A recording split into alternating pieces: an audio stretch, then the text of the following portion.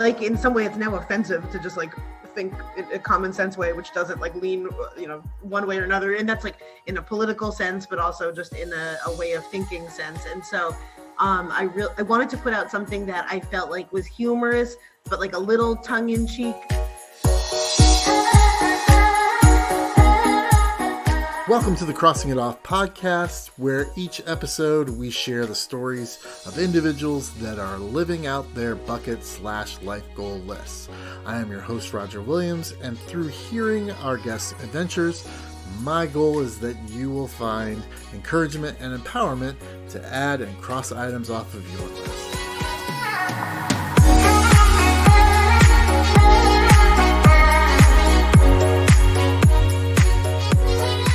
At this time, I'd like to welcome my guest, Meryl Klemow, and she describes herself as curious, dogged, irreverent, and particular. So, Meryl, thank you for coming out today. Thank you. Thank you for saying in that exact order too. That was my particular. You chose them in a specific order, so I'll say it in a specific order. Awesome. So, Meryl, tell us, what is the item you crossed off your list?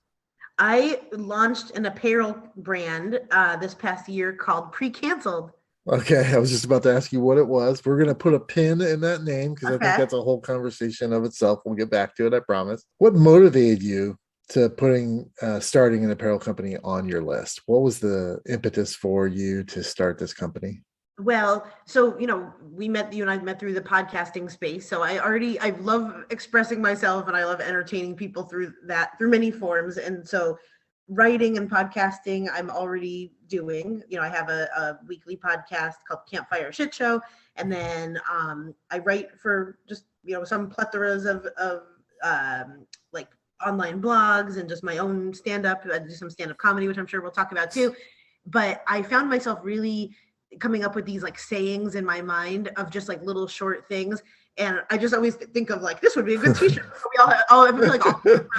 This would be a good t-shirt. This would be a good t-shirt. And so I am lucky and blessed enough to have really creative friends here in Los Angeles. And so I have two really great graphic artist friends who like always hear me say this could be a t-shirt, and then they actually like take me up on it. And then the guy was like, here's your t-shirt they're talking about. And so the three of us decided to create a brand, and I wanted to make it a little bit edgy because there was a lot of stuff, over the past year and a half, like I've had a lot of thoughts about what has happened, and also like it's tough to be like a middle of the road person nowadays, where right. I like in some way it's now offensive to just like think in a common sense way, which doesn't like lean, one way or another. And that's like in a political sense, but also just in a way of thinking sense. And so I wanted to put out something that I felt like was humorous, but like a little tongue in cheek offensive. And that was Pre-Canceled. What was one thing that surprised you about starting this particular kind of business? Was there something that you weren't aware of that you had to do, or?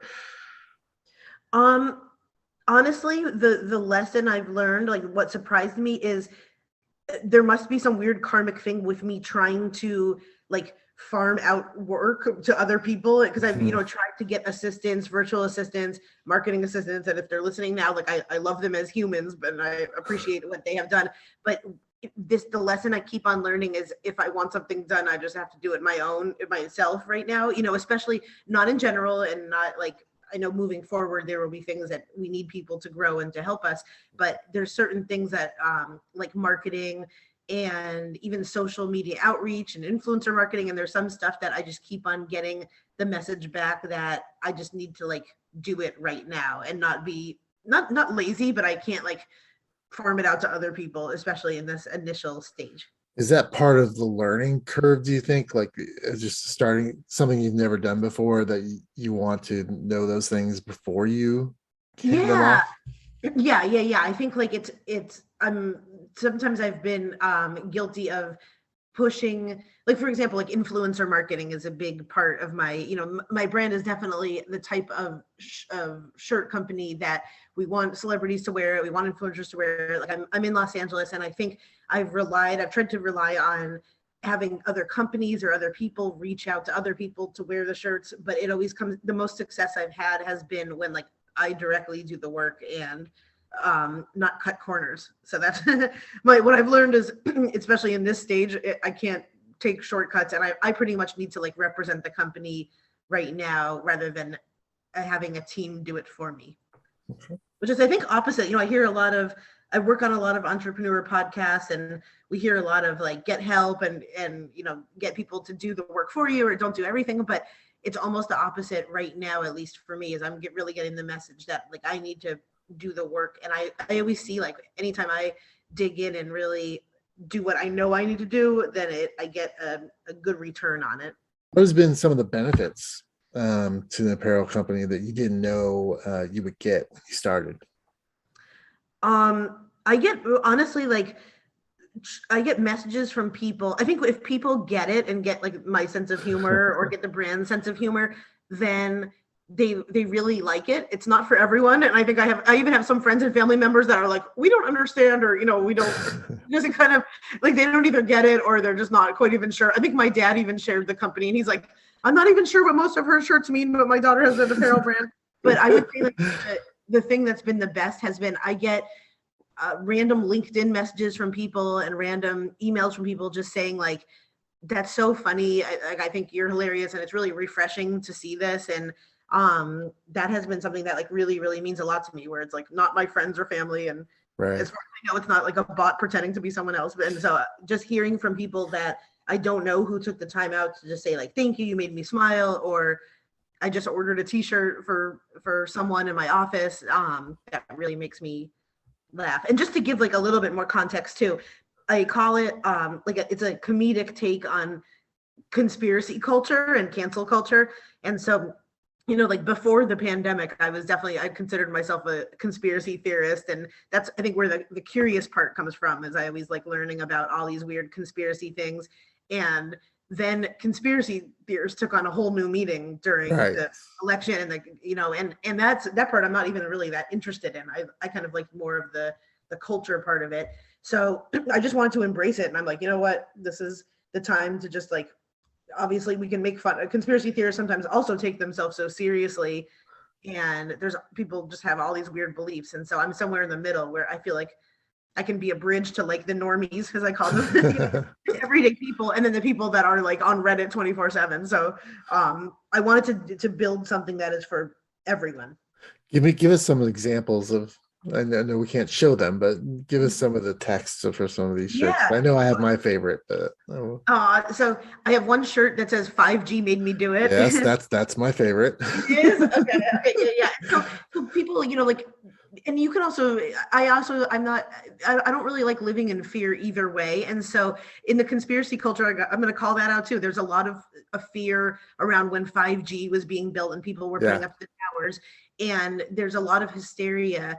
Whether or not it's warranted, I don't know. But like, I don't want to live my life, even if it is giving off some weird like alien radiation. Like, I'm not going to live my life upset about 5G towers.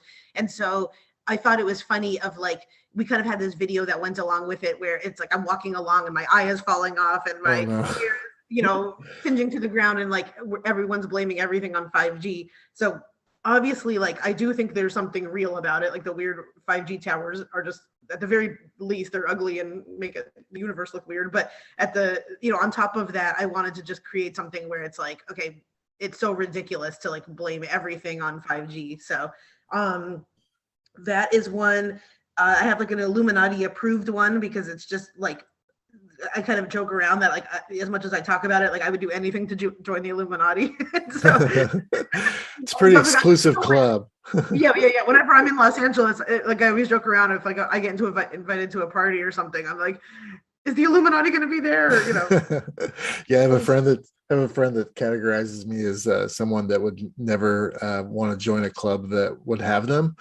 And so even if the Illuminati invited me, I wouldn't join. Really? Oh my God, I wouldn't.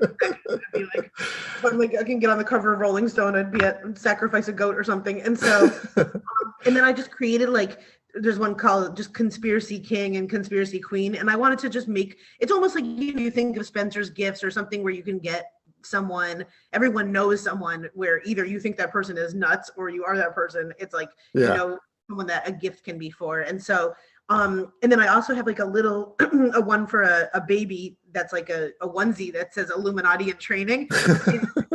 It's funny because so many of my friends that like are not typical conspiracy people have played into the joke and they've ordered it, and so they send me their pictures of their babies. And I'm like, oh my god, you got to hide this from when like these people are 23. They're gonna like get canceled. So yeah. My son always says, because nobody in my high school class could ever run for political office because of all the stuff that's on YouTube and and everything. That nobody's going to have a career in it later on in life because it's going to be too easy to cancel them. I know. That's one of the things I enjoy being 51 is that there weren't cameras everywhere when I was 18, or I'd be in big trouble myself. Yes, exactly. Yeah. And I think too, like, not to like make it too serious or whatever, but the media has really done this weird like slander on just conspiracy theorists in general, where now it's like, and like just for everyone, like I'm really like apolitical, but it's like conspiracy theorists, right wing, blah blah blah. And anytime I see that, it almost like takes away the merit of, to me, like being a conspiracy theorist always meant that you just look further into things and that you don't believe what like the first story is that you're hearing, because most times it's not true. And some of it is fun and just kind of for the thrill of it, but then also some of it has like proved to be true in history. There's a lot of things that were quote unquote like crazy conspiracy theories that ended up being true. So I like to just take a minute and like realize that what the media is feeding us is not always, sometimes it is, but sometimes it's not always like the first story. So, but now I feel like there's this weird slant to like throw quote unquote conspiracy theorists away with like the building of like a type of person, Right. Sure. And we live in a country where it's not just our right to question the government, but it's our duty at some point. Yes, and exactly. But we also need to have responsibility in that as well. So I think that's kind of what's been lost these last couple of years, is the responsibility and making sure that, okay, once you get the answer, exactly, then accept the answer, right? Yeah. And I also have friends that I call out too, and like in the conspiracy world, that will like post out a video that's like, this is going to happen to us in 2 months, and I'm like, that video is from 1970, and like so I think people need to be more discerning on all levels, and that also means like if you are like getting your news from a conspiracy site, then to even question that, so it's definitely, we question the fact checkers. Oh yeah, and then I have one called, I'm sorry to curse, but I have one called Fuck the Fact Checkers, because I don't feel like the fact checkers in big tech are like true fact checkers. I feel like they work double time to just keep on going with a certain narrative, and I really don't like that. And I think, especially as like a creative and a podcaster, the only thing we really have is the ability to like say truth to one another.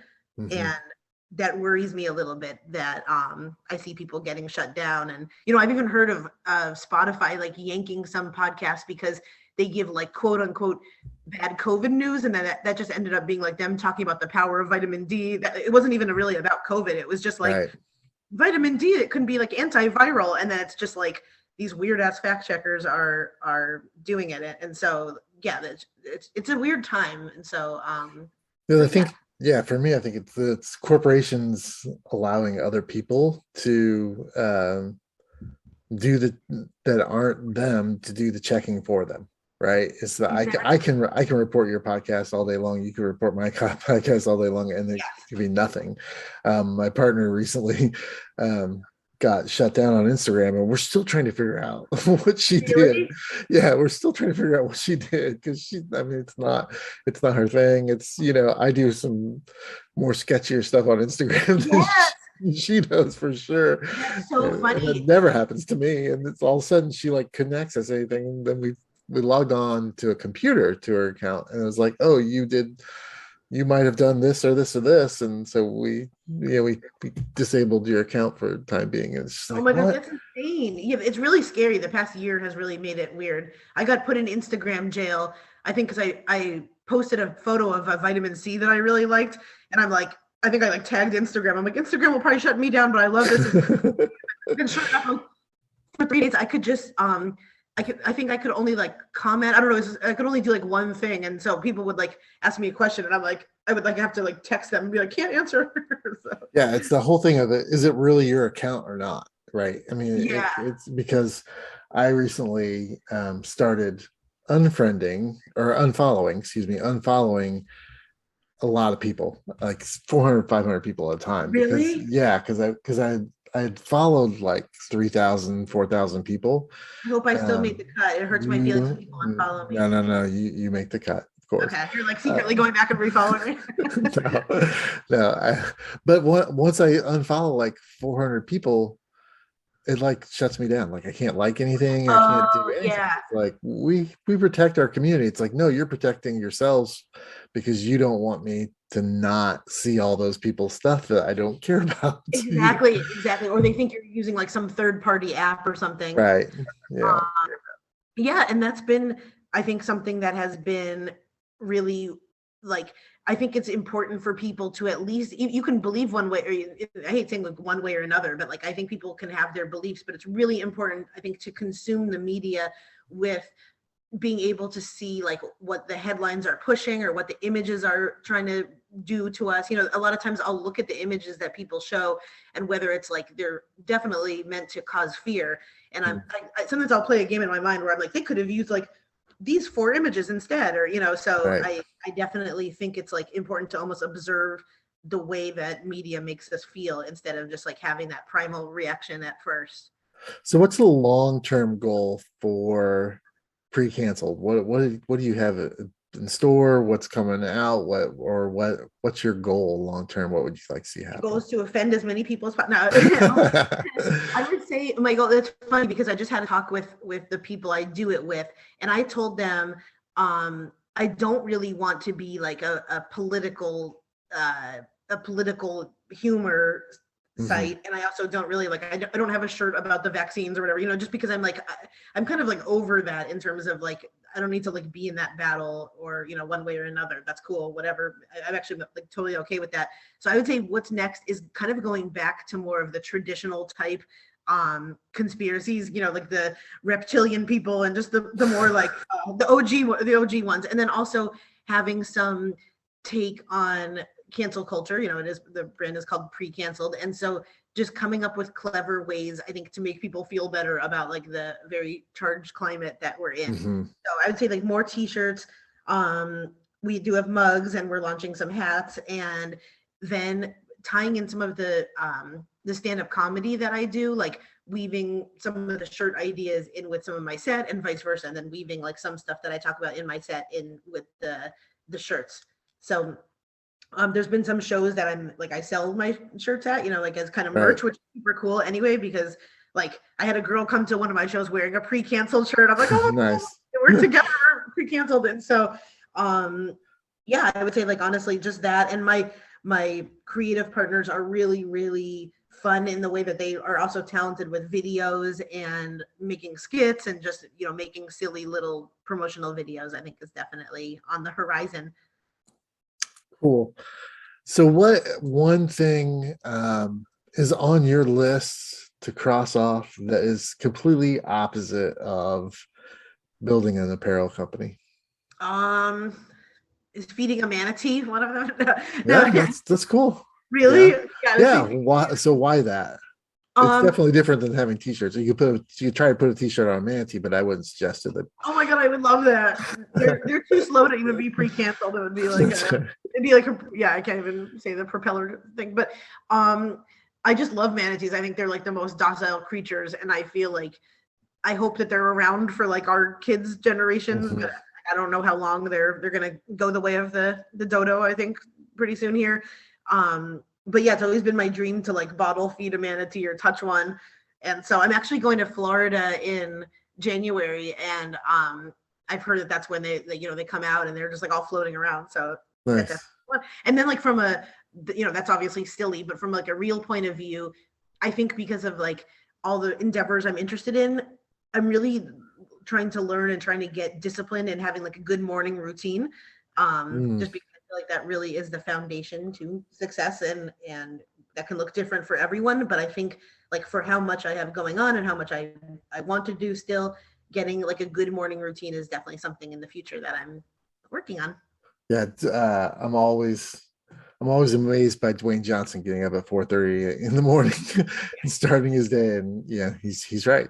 I don't know if there's anybody that can out hustle him because he starts his day. I'm sure the people that Exactly. start their day that early, but Yes. with everything as an entrepreneur and as a artist and everything that he does, and having to work out as much as he does, it's just like, yeah, 4:30 is probably your starting point. Exactly. And you and I had before we recorded, we had a really good talk, I think, about boundaries. And I think like our boundaries start when we wake up. And I'm really guilty of, I pretty much like sleep with my phone on top of my head. And then immediately I'm like checking TikTok, checking my own emails and really getting the adrenaline going. And I think it's a way of setting boundaries to like wake up and do your own thing before the world comes in. Nice. What do you think the next thing on your list will be that you cross off? What's one thing that it's coming and it's going to happen? Ooh, right now I'm in the middle of working on some. I just got word that some blogs are going to list pre-canceled in their like holiday guides. Oh, great! Which is super cool. So I don't know if this comes out after the holidays, which it might. If it comes out after the holidays, then you will have known that I'm busy listing pre-canceled shirts as like a gift for holidays. But this is definitely our busy times. I think a lot of people type in, conspiracy t-shirts or funny t-shirts for conspiracy people. So I would say like, whatever time of year it is knowing that Christmas is always a busy time for us. Good. Meryl, where can people find more information about Pre-Canceled and you're a comedian and you have shows? Where can people find information about those things? Yes, and if there's anyone out there with a pet manatee that's like, I'm gonna make this true. No, my own site is at Meryl Klemow, and that's like Meryl Streep, Meryl, and then Klemow, and then Pre-Canceled is at Pre-Canceled Inc. And so it's precanceledinc.com, and then that's where it is on Instagram. I'm slowly growing our Instagram. That has been it's just me, so it's like I feel like I get like one follower for 6 months, but I'm sure you know how it is too, where I have like the podcast Instagram, and then like my every day I'm like, I feel like I'm 13 years old where I'm logging into multiple Instagrams. Yeah, we will put all that information in the show notes so folks can just click away. And I wish you all the success with Pre-Canceled. I find the humor very, very funny. It was one of the reasons why I wanted to talk to you about it, and I wish you all the success. Thank you. Wait, also people can't see, but are you also wearing a Bigfoot hat? I am wearing a Bigfoot hat. See? Yeah. You're one of us. You can't help it. Thanks, Meryl. It was great talking to you today. Thank you so much.